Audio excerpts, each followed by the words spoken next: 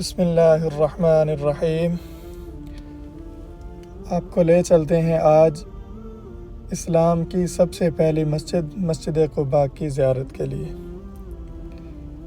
نبی کریم صلی اللہ علیہ وآلہ وسلم نے جب مکہ سے مدینہ منورہ کی طرف ہجرت فرمائی تو سب سے پہلے قباء میں قیام فرمایا۔ مسجد نبوی سے تقریباً 3 میل کے فاصلے پر اس بالائی آبادی کو عالیہ اور قباء کہا جاتا ہے۔ یہاں انصار کے بہت سے قبائل آباد تھے۔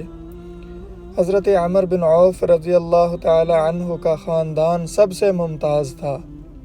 اس خاندان کے سربراہ حضرت کلثوم بن الحدم رضی اللہ تعالی عنہ تھے۔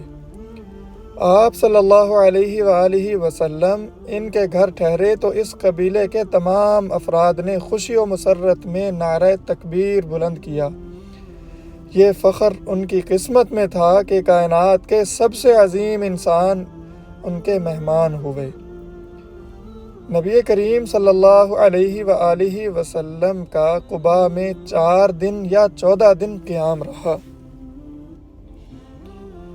قباء میں رونق افروز ہونے کے بعد عبادت گاہ بنانے کی بات ہوئی تو رسول اللہ صلی اللہ علیہ وآلہ وسلم نے اپنی اونٹنی کو اٹھائے جانے کی ہدایت فرمائی کہ یہ اونٹنی جہاں بیٹھ جائے اسی جگہ مسجد بنائی جائے۔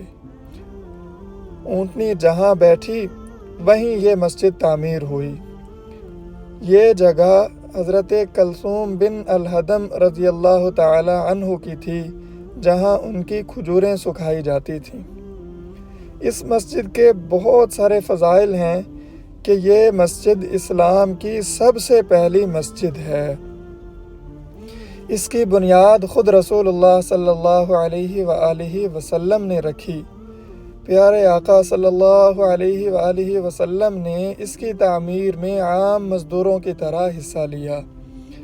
قرآن مجید میں ہے لَمَسْجِدٌ أُسِّسَ عَلَى التَّقْوَى مِنْ أَوَّلِ يَوْمٍ أَحَقُّ أَن تَقُومَ فِيهِ کہ جس مسجد کی بنیاد روز اول سے ہی تقوی پر رکھی گئی تھی، وہی اس کے لیے موزوں ہے کہ آپ اس میں عبادت کے لیے کھڑے ہوں۔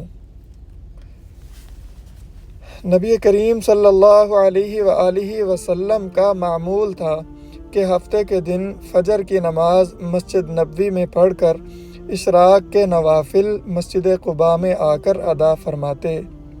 کبھی پیدل تشریف لاتے اور کبھی سوار ہو کر۔ کبھی کبھی آپ صلی اللہ علیہ وآلہ وسلم سواری پہ سوار ہوتے۔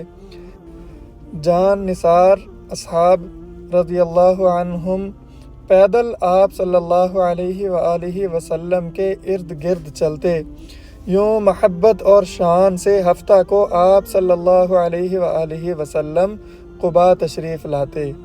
عاشق آثار رسول صلی اللہ علیہ وآلہ وسلم حضرت ابن عمر رضی اللہ عنہما کا بھی یہی معمول تھا۔